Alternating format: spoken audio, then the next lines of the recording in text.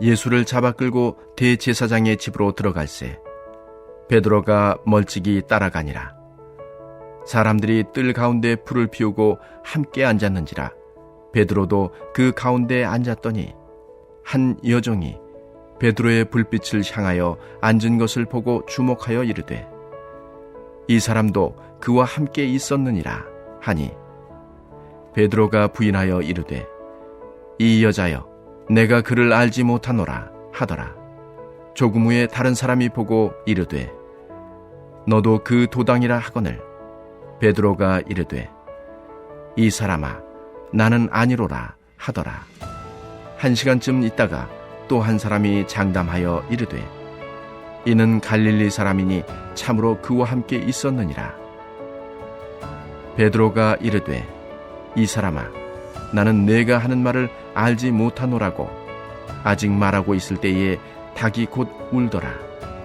주께서 돌이켜 베드로를 보시니 베드로가 주의 말씀 곧 오늘 닭 울기 전에 내가 3번 나를 부인하리라 하심이 생각나서 밖에 나가서 심히 통곡하니라. 아멘. 할렐루야. 새벽을 깨워 하나님을 예배하는 성도님들을 주님의 이름으로 환영하고 축복합니다. 오늘 말씀은 우리가 익히 잘 알고 있는 말씀입니다. 십자가 사건 앞에 베드로가 주님을 3번 부인하는 장면이지요. 저는 이 말씀을 묵상하다 베드로가 주님을 처음 만났을 때가 떠올랐습니다. 게네사렛 호숫가에서 베드로가 밤이 새도록 그물을 내립니다. 그렇게 수고하지만 물고기 한 마리 잡지 못합니다. 이때 주님께서 이렇게 말씀하십니다. 깊은 데로 가서 그물을 내려 고기를 잡으라. 베드로는 베테랑 어부이고 이미 계속해서 헛수고를 하였지만 예수님의 말씀에 의지하여 그물을 내립니다. 그러자 그물이 찢어지도록 심히 많은 물고기를 잡게 됩니다. 오랫동안 익숙한 장소에서 그물을 내리며 어부로 살았던 베드로의 상식으로는 이해할 수 없는 일이 벌어진 것입니다. 베드로는 동무들에게 손짓하여 도와달라고 이야기합니다. 그렇게 배에 물고기를 가득 채운 후에 그는 예수님께 어떻게 합니까? 마태복음 5장 8절은 우리에게 이렇게 들려줍니다. 시몬 베드로가 이를 보고 예수의 무릎 아래에 엎드려 이르되 주여 나를 떠나소서 나는 죄인이로소이다 하니. 베드로가 예수님 앞에 무릎을 꿇고 자신은 죄인입니다 라고 고백합니다. 온 세상을 구원하러 오신 메시아를 만나니 자신이 어떤 존재인지를 깨닫습니다. 하나님의 사랑과 긍휼이 필요한 죄인임을 비로소 알게 된 것입니다. 그리고 오늘 베드로는 예수님을 3번 부인합니다. 거봐라, 사람은 변하지 않는다. 베드로는 처음 주님을 만났을 때나 지금이나 악하다라는 것을 이야기하고자 하는 것이 아닙니다. 다만 인간은 너무나도 연약한 존재이고 한시도 하나님의 사랑과 긍휼, 자비 없이는 온전하게 살아갈 수 없는 존재임을 함께 나누고자 하는 것입니다. 54절의 말씀은 이렇게 시작하죠. 예수를 잡아 끌고 대제사장의 집으로 들어갈새 베드로가 멀찍이 따라가니라. 베드로, 그는 어떤 사람입니까? 예수님의 수제자입니다. 복음서를 읽어보면 베드로만큼 이름이 많이 등장하는 제자 또한 드물지요. 그렇게 근거리에서 주님을 따랐던 그가 이제는 멀찍이 서서 주님을 따라갑니다. 잡히지 않기 위해 멀찍이 거리를 두고 가는 것입니다. 아마도 예수님과 함께 감옥도 가겠다고 각오했기에 차마 다른 제자들과 함께 도망갈 수는 없었을 것입니다. 하지만 이마저도 사실은 무의미한 행동입니다. 자신이 한 말을 지킨다면 뒤따라가는 것이 아니라 주님과 함께 가야지요. 54절의 말씀은 베드로의 신앙의 민낯을 보여줍니다. 또한 저와 여러분들의 모습이기도 합니다. 나를 돌아보면 평안할 때, 내가 원하는 대로 될 때, 마치 하나님께서 나의 기도를 다 들어주실 때는 기쁘게 주님을 따라갑니다.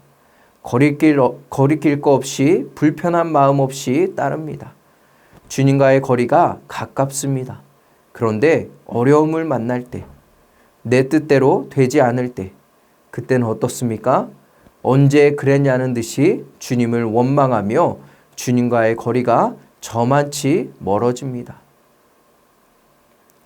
이제 베드로는 불을 쬐고 있는 사람들 가운데 함께 앉습니다. 두려움에 감히 나서지도 못하고 충분히 도주가 가능한 거리에서 무리들 사이에 끼어드는 것이죠. 이때 한 여종이 베드로를 알아봅니다. 그리고 말하지요. 이 사람도 그와 함께 있었습니다. 그때 베드로는 무엇이라 말합니까? 베드로가 부인하여 이르되 이 여자여 내가 그를 알지 못하노라 하더라. 주님을 모른다는 베드로의 첫 번째 부인입니다. 그를 알지 못한다라는 것은 이름, 나이와 같은 것을 넘어서서 예수님 존재 자체를 부정하는 것입니다. 죽을지도 모른다는 두려움이 예수님과 함께했던 지난 모든 시간들, 그리고 주님이 선포했던 진리의 말씀까지 모두 외면하게 만드는 것입니다. 이어서 다른 사람이 또 베드로를 가리켜 같은 도당이다 라고 이야기합니다. 여러분, 이때도 역시 베드로는 부인합니다. 1시간이 지난 후 세 번째 사람이 말하기를 장담하되 이 사람도 갈릴리 사람이 그와 함께 있었던 틀림없다 라고 이야기합니다. 그러자 베드로가 무엇이라고 합니까? 60절의 말씀입니다. 베드로가 이르되 이 사람아 나는 너가 하는 말을 알지 못하노라 라고 아직 말하고 있을 때 닭이 곧 울더라 라고 이야기합니다. 여기서 당신이 무슨 말을 하는지 알지 못하겠다라는 말은 법적으로 부정하는 표현의 양식입니다. 법적 표현인 것이죠. 즉, 이 말을 통해서 베드로는 예수님과 자신이 관계가 없음을 공식적으로 부인하는 것입니다. 그런데 이 말을 아직 하고 있을 때, 그러니까 베드로가 철저히 주님을 부인하고 있을 때 어떤 일이 일어납니까? 61절의 말씀을 보면 예수님께서 돌이켜 베드로를 바라보십니다. 베드로가 법정에 피고로 소환되어 부정한 것은 아니지만 마치 법정에서 하듯이 예수님을 부인하는 그 순간 주님은 베드로를 바라보십니다. 이와는 반대로 예수님은 죽음 앞에서도 자신이 하나님의 아들임을, 그리고 이 세상을 구원하기 위해 오신 메시아임을 부정하지 않으시고 온전히 감당하시죠. 베드로와 예수님의 모습이 비교되는 순간입니다. 그렇게 주님이 베드로를 쳐다보니 베드로는 전에 예수님이 하신 말씀이 떠올랐습니다. 너가 오늘 닭 울기 전에 3번 나를 부인할 것이다. 여러분, 그 순간 주님의 말씀이 떠올랐을 때 그 순간 베드로의 심정은 어땠을까요? 아마 모든 것이 무너지는 순간이었을 것입니다. 세상에서 제일 비참한 순간이었을 것입니다. 그래서 그는 밖에 나가서 심히 통곡합니다. 사랑하는 성도님들, 오늘 말씀은 처음부터 끝까지 베드로의 모습이 곧 나의 모습임을 고백하며 말씀을 묵상해야 합니다. 우리 중 어떤 사람이 한 번도 주님을 모른다고 부정한 일이 없는 사람이 어디 있겠습니까? 베드로가 특히나 더 악해서 그런 것이 아니라 이것이 인간의 본성입니다. 이것이 우리의 모습입니다. 그리스도인으로 우리도 주님을 부정하고 그 말씀을 외면할 때가 많이 있지요. 그냥 다른 사람들처럼 눈 한번 딱 감고 세상의 이치대로, 가치대로 살아갈 때가 있습니다. 하지만 주님은 우리가 그 가운데서도 믿음을 지키고 예수 그리스도를 인정하며 살기를 원하신다는 것을 우리는 기억해야 합니다. 왜냐하면 주님도 죄 많은 우리를 모른다 하지 않으시고 외면하지 않으셨기 때문입니다.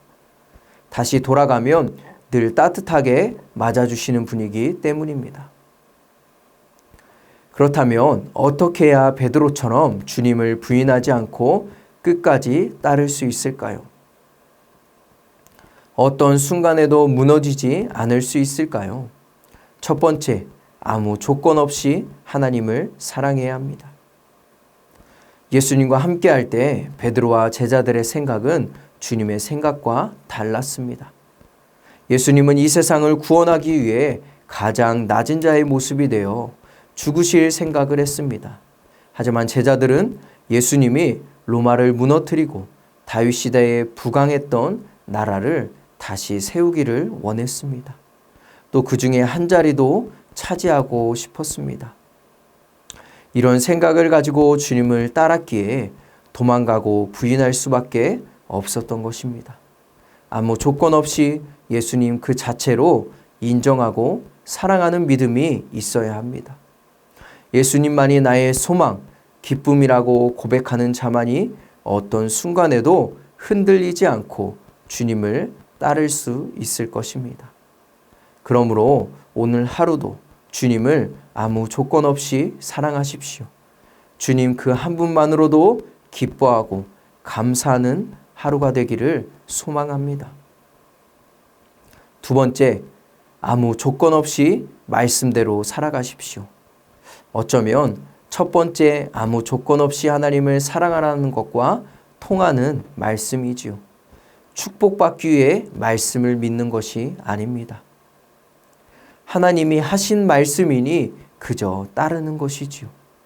복받기 위해 하나님을 예배하는 것이 아닙니다. 다만 온 세상을 지으신 분이 하나님이시기에 하나님을 믿고 따르고 예배하는 것입니다. 세 번째, 나의 연약함을 깨닫고 더욱더 하나님을 붙잡는 삶을 살아가십시오. 예수님은 베드로에게 당신을 부인하리라는 사실을 미리 알려주셨습니다. 그러면서 이르기를 너는 돌이킨 후에 내 형제를 굳게 하라 라고 말씀하셨지요. 이는 베드로에게 회개함으로 죄사함을 받아 복음 전파의 사명을 감당하라는 주님의 말씀입니다. 날마다 나의 죄를 회개하며 주신 사명을 기억함으로 하나님을 붙잡는 인생이 되어야 합니다. 로마서에 의인은 없으니 하나도 없다라는 말씀처럼 가만히 두면 사람은 죄를 향해 걸어가고 망하는 길로 자연스럽게 내달립니다. 그러므로 늘 하나님을 기억하고 하나님을 붙잡는 수밖에 없습니다.